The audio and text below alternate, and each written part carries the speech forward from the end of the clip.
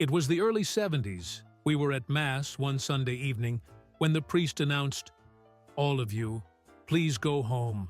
A curfew is taking place." It was taking place within hours. We all headed home, worrying about my father who had yet to come home.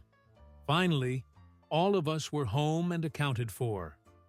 This was during the time of active communist activities. While it must have been a scary time for the adults, we did not mind it, since it meant we did not have to go to school. It was, however, very eerie to be woken up at the early hours of morning by a loudspeaker announcing, extending the time of the curfew. It was a government vehicle with loudspeaker mounted. Being a rather large family, existing on my father's salary alone, it meant we did not have much food on stock.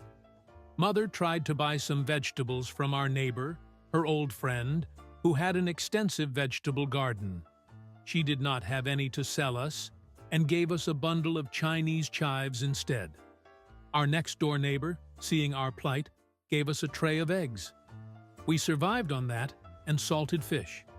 We happened to have some salted fish at hand. Steamed, the meat is tender, flaky, and very salty. It was, so good, eating it with plain white rice. We remember it to this day. However, the same salted fish has never tasted that good. After a few days, the men had enough. Their families needed food. We learned they were breaking curfew to get some food.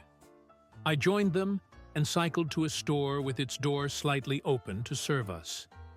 I was the lone young girl amongst grown men, braving the curfew. It took almost a year for the curfew to be reduced to nighttime.